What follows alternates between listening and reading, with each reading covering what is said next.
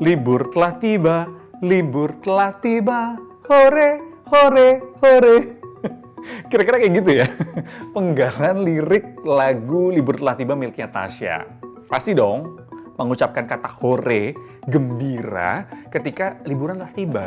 Seperti sekarang nih, ada Natal, ada Tahun Baru. Anak-anak, orang tua pasti seneng banget kalau udah akhir tahun ingin liburan. Iyalah, ini kan proses healing dari setelah 1 tahun beraktivitas. Itu wajar aja, nggak apa-apa, sah-sah aja kok. Tapi masalahnya, ketika gilirannya waktu masuk akan tiba, udah mulai mager, males. Kalau udah kayak gini, putar otak deh. Bikin surat sakit. Aduh, ini bahaya. Bikin surat sakit palsu. Jangan ya. Ada yang bikin? Jangan. Jangan banget. Ini lagi rame diomongin karena ada iklan di KRL Komuter Line. Tulisannya, jasa pembuatan surat sakit online. Ini bener gak ya? Legalkah? Yuk kita diskusi.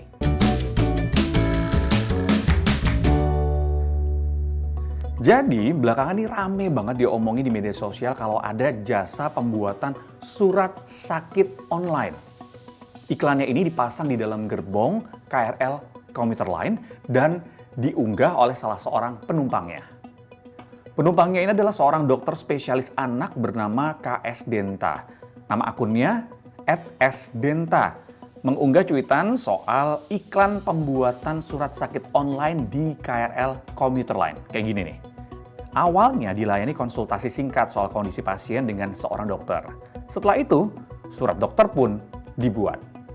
Nah, setelah jadi seperti ini nih penampakan surat sakitnya.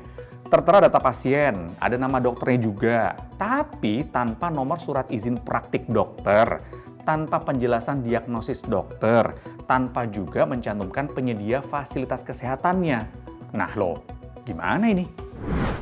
Kami coba menghubungi manajemen penyedia jasa, dan berikut ini adalah tanggapan secara tertulis yang dikirimkan ke redaksi Liputan 6. Adapun promo ini adalah sebuah strategi marketing dari suratsakit.com dan sehatcepat.com yang tentu saja pada kenyataannya harus melewati beberapa prosedur yang sesuai dengan tata cara yang telah dijalankan oleh para dokter di Indonesia. Antara lain, A. Pengguna atau pasien ini harus menjawab beberapa pertanyaan untuk mengetahui kondisi medisnya. B. Pengguna harus menginformasikan nama lengkap, alamat, nomor handphone, dan tanggal lahir. C. Pengguna harus mengupload kartu identitas KTP atau SIM agar bisa divalidasi oleh pihak legal. D. Dokter akan menganalisis kondisi medis pasien setelah semua data diri tervalidasi. E.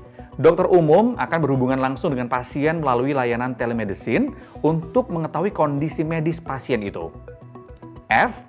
Apabila kondisi medis tidak layak untuk mendapatkan surat sakit, maka dokter umum berhak untuk menolak permintaan surat sakit dan begitu pun sebaliknya.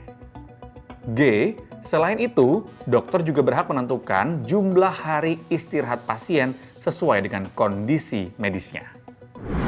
Nah, itu tadi penjelasan dari manajemennya ya, yang dibilangnya klaimnya sih legal-legal aja, ya kan? Karena ada step-step yang harus dilalui si pasien sebelum mendapatkan surat. Tapi, tahu nggak sih sebenarnya untuk mendapatkan surat keterangan dari dokter itu nggak sembarangan. Jangankan surat keterangan sakit, surat keterangan sehat dari dokter itu juga nggak sembarangan. Ada prosedurnya, ada syarat-syarat yang harus dilakukan. Nah, ini tergantung untuk apa surat itu dibuat. Kepala Biro Komunikasi dan Pelayanan Publik Kementerian Kesehatan Republik Indonesia, Siti Nadia Tarmizi mengungkapkan, telemedicine adalah salah satu konsultasi online untuk mengetahui penyakit seseorang. Tapi untuk surat keterangan sehat, ada beberapa syarat nih yang bisa dikeluarkan suratnya, tergantung tujuan penggunaan surat kesehatan itu. Meskipun sebenarnya secara aturan nggak boleh ya, tapi kenyataannya ada aja yang curang, ada aja yang coba ngakalin untuk mendapatkan surat sakit palsu dari dokter. Nah, kalau udah malsuin kayak gini, konsekuensinya apa ya? Ketua Bidang Hukum Pembelaan dan Pembinaan Anggota Pengurus Besar Ikatan Dokter Indonesia (IDI), Beni Satriani mengungkapkan, bahaya banget ini. Saya baru tahu, saya akan laporkan ke pengurus besar ID agar bersama dinas bisa menelusuri dan menindak bagi yang melanggar ketentuan perundang-undangan. Dihukum pula orang yang mempergunakan surat keterangan sakit palsu dari dokter tersebut seolah-olah tidak palsu, asal orang itu mengetahui akan kepalsuan surat tersebut. Bicara soal aturan hukum. Nah, bikin surat sakit palsu ini sama halnya dengan memalsukan dokumen. Ada hukumannya. Di pasal 263 KUHP ayat 1 ini diatur, barang siapa membuat surat palsu atau memalsukan surat yang dapat menimbulkan suatu hak, perikatan, atau pembebasan utang, atau yang diperuntukkan sebagai bukti daripada sesuatu hal dengan maksud untuk memakai atau menyuruh orang lain memakai surat tersebut seolah-olah isinya benar dan tidak palsu, diancam jika pemakaian tersebut dapat menimbulkan kerugian karena pemalsuan surat dengan pidana penjara paling lama 6 tahun. Kan? Dari dua sisinya nggak bisa ya. Dari sisi dokter yang menyediakan jasa, ini bisa terancam pidana dan juga pencabutan surat izin praktik. Sementara dari pihak pemesan atau pasien, ini juga bisa dikenakan sanksi hukum. Jadi dua-duanya nggak boleh nih memalsukan surat sakit. Keduanya bisa diproses secara hukum. Nah, kalau udah kayak gini, gimana?